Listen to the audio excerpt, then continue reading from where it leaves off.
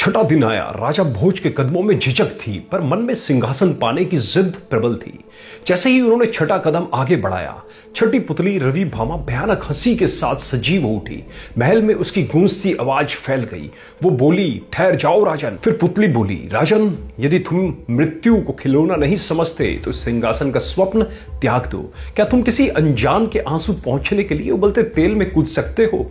यदि नहीं तो विक्रम की ये छठी कथा सुने बिना आगे मत बढ़ना। रवि भामा ने कथा प्रारंभ की। एक बार विक्रमादित्य के दरबार में एक ब्राह्मण रोता हुआ आया। वह अत्यंत निर्धन था। उसकी पुत्री विवाह योग्य हो चुकी थी, पर उसके पास एक कौड़ी भी नहीं थी। उसने कहा, महाराज, यदि धन नहीं मिला तो मेरी बेटी का जीवन नष्ट हो जाएगा और मैं प्राण त्याग दूंगा। विक्रम ने उसे सांत्वना दी, किंतु उस समय राजकोष रिक्त थे। आधी रात को राजा उस ब्राह्मण को लेकर शमशान के समीप स्थित एक देवी मंदिर पहुंचे। वहां एक रहस्यमय कढ़ाई थी जिसमें तेल उबल रहा था। मान्यता थी कि जो व्यक्ति उसमें कूदकर प्राण देता, उस स्थान की योगिनी देवी प्रकट होकर उसे पुनर्जीवित करती है और अपार धन प्रदान करती है। मंदिर पहुंचकर राजा ने ब्राह्मण से कहा, तुम यहीं ठहरो। क्षण भर भी ना रुकते हुए विक्रम ने वस्त्र कसे और उबलते तेल की कढ़ाई में छलांग लगा दी। छपाक, उनका शरीर जलने लगा। पीड़ा असहनीय थी। तभी उस अद्भुत साहस को देखकर योगिनी देवी प्रकट हुई।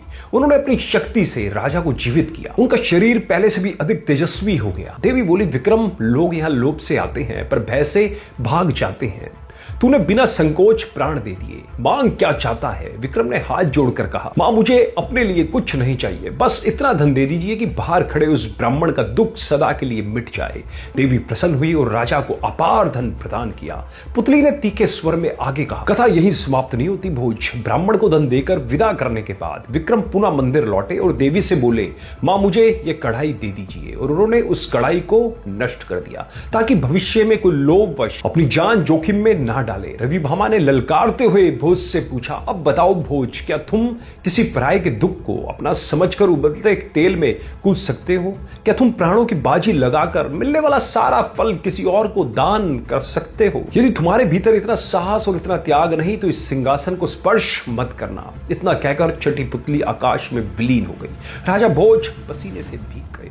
वे समझ गए विक्रम का सिंहासन सोने का नहीं, अग्नि का बना है। छठी परीक्षा थी। आगे की कथा और भी असंभव साहस की कसौटी लेकर आने वाली थी।